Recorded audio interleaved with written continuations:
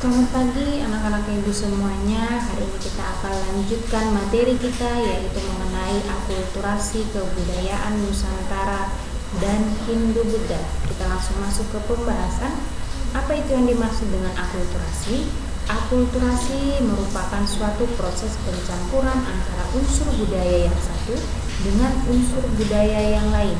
Dalam hal ini adalah budaya Nusantara dengan budaya Hindu-Buddha, sehingga membentuk yang namanya budaya baru. Nah, kebudayaan baru yang merupakan hasil pencampuran itu masing-masing tidak kehilangan kepribadian atau ciri khasnya.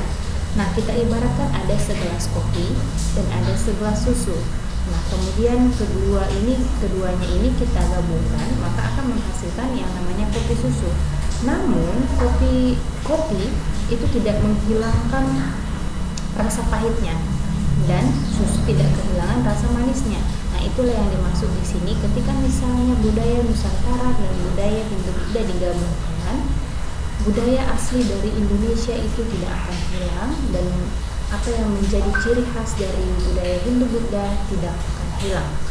Nah, ada beberapa segi yang menjadi proses akulturasi dari budaya Nusantara dengan budaya Hindu-Buddha. Kita lihat dari seni bangunannya.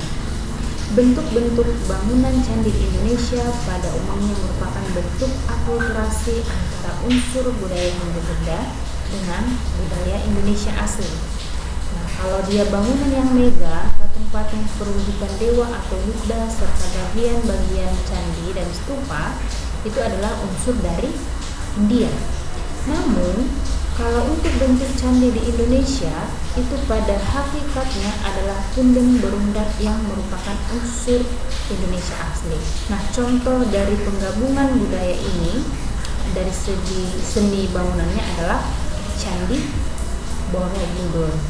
Nah, inilah dia budaya baru dari hasil perpaduan unsur budaya tadi. Kemudian dari seni rupa dan seni ukir. Masuknya pengaruh India juga membawa perkembangan dalam bidang seni rupa, seni pahat, dan seni ukir. Hal ini bisa kita lihat pada relief atau seni ukir yang dapat dipahatkan pada dinding candi. Nah, misalnya yang dipahatkan pada dinding Candi Borobudur yang merupakan pahatan riwayat Sang Buddha. Nah, inilah dia contohnya, bisa kita perhatikan.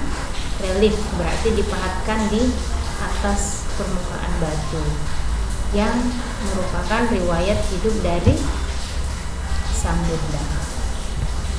Selanjutnya dari seni sastra dan aksara. Pengaruh India membawa perkembangan seni sastra di Indonesia.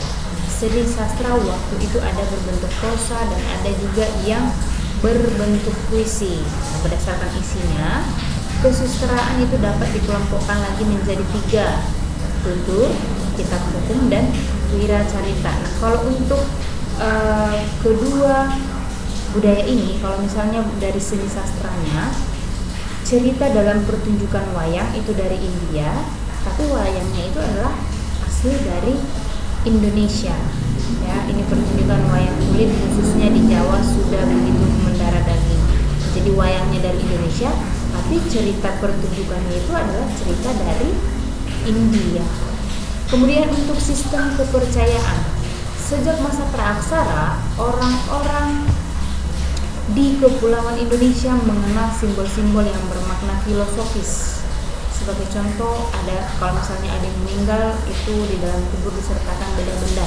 Kemudian ada juga beberapa kepercayaan yang dianut oleh nenek moyang kita pada zaman praaksara, ada dinamisme, animisme, kemudian tetonisme.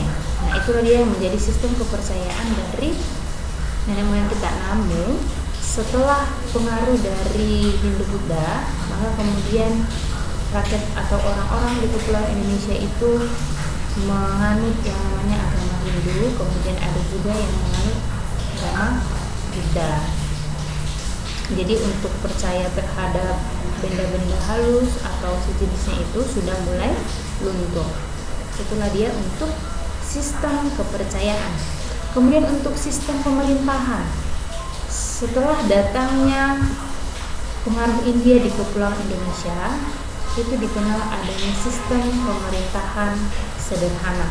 Nah, salah satu buktinya itu adalah bukti akulturasinya itu di bidang pemerintahan. Misalnya raja harus berwibawa dan dipandang memiliki kekuatan gaib seperti pemimpin masa sebelum Hindu Buddha. Nah, apa yang menjadi kerajaan pertama? Kerajaan apa yang pertama untuk Hindu Buddha? Kerajaan Kutai. Nah, kalau untuk pemimpin dari Hindu Buddha ini, nah, jadi dia harus dianggap berwibawa dan dianggap memiliki kekuatan gaib. Itulah dia untuk sistem pemerintahannya. Jadi seorang raja itu dipuja-puja oleh rakyatnya. Nah, itulah dia untuk akulturasi budaya Nusantara dengan budaya Hindu Buddha. Ada beberapa dampak terkhusus untuk setiap bidang-bidang yang ada dalam kehidupan di rakyat Indonesia. Oke, sampai di sini materi kita hari ini. Buat anak-anak ibu yang ingin memberikan tanggapan, memberikan pertanyaan, boleh ditanyakan melalui grup WA, dan jangan lupa untuk tugas supaya dikerjakan. Nah, kalau misalnya ada yang dibingungkan dari kedua tugas ini, boleh ditanyakan secara pribadi atau melalui grup WA. Selamat pagi, salam sehat.